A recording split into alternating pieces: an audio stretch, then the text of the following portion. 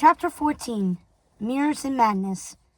A terrifying scream echoed through the many kingdoms, and all who heard it knew Circe was awakened by a nightmare. The dead woods was shrouded in darkness except for the glow of the golden flowers that illuminated the headstones, crypts, and their weeping angels as the queens of that land sighed in despair. Circe woke in her chamber of mirrors, afraid for James and what might befall him in Neverland. In her dream, she saw James bleeding and alone, his heart broken and full of rage, and he was calling out to her, and she regretted not trying harder to keep him in the deadwoods. Circe had been using the dreamscape to sleep since the breaking of the worlds. The only way she could rest was by using a sleeping enchantment, else she'd be plagued by the terrorizing events with her mothers. For those familiar with the many stories in the Book of Fairy Tales, this is the Chamber of Mirrors, in which Aurora slumbered while under the sleeping curse set upon her by her mother, Maleficent. It is where everyone who is under a sleeping enchantment goes, though most don't remember being there afterward, which is a blessing, because for those who learn to wield the magic of the mirrors, they often see things they wish they hadn't. Imagine if Aurora remembered what happened to her while in the Chamber of Dreams. The horrors and truths she learned would haunt her forever. We still wonder what would have happened if Maleficent hadn't put that sleeping curse on her daughter. Would she have turned into a dragon as her mother had on her 16th birthday and set the lands ablaze? We still mourn what might have been with Aurora, all that magic stuffed away deep inside her. We sometimes wonder what would happen if we should decide to awaken it. But unlike Aurora and the others who came to slumber in the Chamber of Mirrors, Circe remembered. It was the only way to let her body rest, while her mind constantly hummed with magic. The chamber was comprised of innumerable mirrors, all of them windows into other worlds.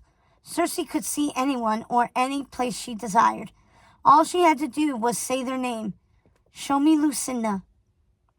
Circe flinched when she saw the mirror crack like a lightning bolt, shattering her mother's image into 3, even though now she only had one mother rather than 3, a painful reminder that Ruby and Martha were no longer physically with them. "Mother, why are you doing this to James?" Circe's face was fierce, and her voice was full of rage. Circe hated summoning her mother in the mirror, and speaking to her these days only brought Circe pain. "Are you so lost you've forgotten how time works in the worlds outside of the Deadwoods?" said Lucinda. "Time is a construct, and in order to understand it, mortals need to see it in a straight line. Even though for us all timelines are happening concurrently. For James, his story came before Lady Tremain's, and her story came before Corella's. How else would Corella's father have found the earrings and the Book of Fairy Tales, and Lord and Lady Tremaine find the brooch? Are you not contented by all you have destroyed in the many kingdoms, that you have to lure victims from distant lands to do the same to them with your deceit? First Corella, then Lady Tremaine, and now James." Circe was exhausted and heartbroken that even now, with her mother locked away, she was still trying to undo the damage they caused. "We tried to help Lady Tremaine. We gave her the power to protect her heart. If not for the brooch, she would have crumbled into despair, and she would have never had the courage to rid herself of that horrible man," said Lucinda. Circe saw some truth in that. Even if the logic was twisted, she understood why her mother felt that way. "You mean you will try to help her," said Circe. "Will, it's all the same."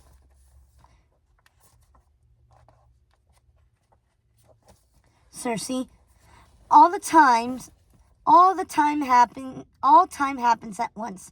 You, most of all, know this to be true, even though you seem to resist it," said Lucinda, sneering at her daughter. Circe missed how it was when she was in the place between with her mothers. She had sacrificed herself to make her mothers whole again.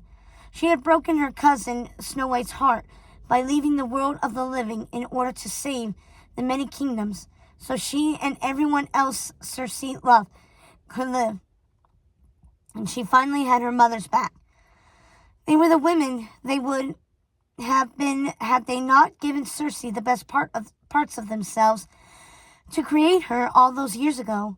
Their times in the place between were the happiest in her memory, and she wanted those days with Lucinda, Ruby, Martha, and their cat Florence to last forever. She would have loved to spend eternity sitting in their own house at the kitchen table with the view of Grimhilda's apple tree in the large, round window, laughing with her mothers, finally and truly enjoying their company, because they were at last the women they were meant to be, not the twisted monsters they became after giving those pieces of themselves away. But it wasn't their fate.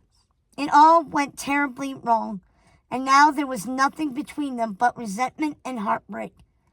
Why does it say in the book of fairy tales that the Circe who came before me was a little girl when she was killed in the fairylands, when she was clearly a grown woman when she appeared to Lady Tremaine in the ballroom? Are you searching the book of fairy tales trying to find a way to save James? Well, it won't work. And as for the Circe who came before you, the answer is in your heart. She was an extremely accomplished witch, and more powerful than you could fathom. But you are too afraid to see the stories written on your soul, and therefore the truth eludes you. She was a witch, and very much like you, Ruby and Martha, scheming, false, and cruel, said Circe, feeling ashamed that the woman she was named for was just like her mother's. Circe was a great witch. I won't have you speaking against her. She would have never betrayed me as you have, said Lucinda, hissing. But she did betray Lady Tremaine.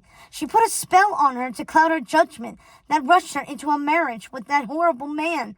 She felt the inklings of it as you ushered her to her doom, said Circe. Are you living your life literally, then? Tethered to one timeline? Asked Lucinda, tilting her head to one side with wide, inquisitive eyes. I could stay in one time if I focused hard enough, but I allowed myself to see Lady Tremaine's and Cruella's stories because I felt they had a deep connection to James's.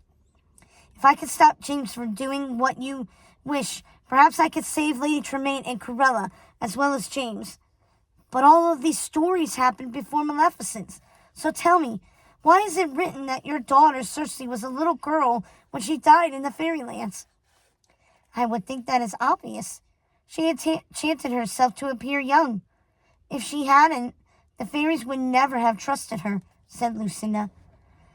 I told myself all these years that your sister Circe was like me, that you created me in her image, but it seems she was treacherous and cruel just like you. She is not the villain of that story, Circe. Fairy Godmother and Nanny are. You saw her story. Lady Tremaine pleaded with them for help, and they refused her, said Lucinda, sneering at her daughter. I agree, and I plan to take that up with Nanny and Fairy Godmother. Many lives are at stake here, and James is the key. Cruella could be traveling the world now. Instead, she is locked away in Hell Hall, reliving the nightmare that was her life. And poor Lady Tremaine suffered unspeakably. She should have stayed in London to live out her life happily. But you sent that scheming, odious witch to bring her here, and now she's trapped forever in Cinderella's old chateau. Forever motionless, like one of the weeping angels in my garden. It all comes down to James, said Circe.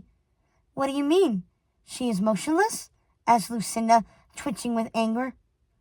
I thought you knew. Fairy Godmother turned her into a statue. She was beyond redemption. She was abusing her daughters. They lived in terror and suffered constantly at their mother's hand. There was no alternative, said Circe. And you let your precious fairies do this? You, who advocate for everyone to have a fairy godmother, you would put them in the hands of those monsters? Asked Lucinda. How dare you lay this on me? This happened while we were all in the place between. None of this would have happened if it weren't for you. All of it was meant to happen, Circe. That's what you're failing to understand. It was written, said Lucinda. Because you wrote it, said Circe. Why are you asking me these questions, Circe? These stories are written on your soul. Why are you afraid to see all time at once? You may be the most powerful witch in these lands, but your power comes from me, my girl, and you still don't understand the true nature of the Book of Fairy Tales. But you soon will. Mind your dreams, Cersei. James's fate is sealed.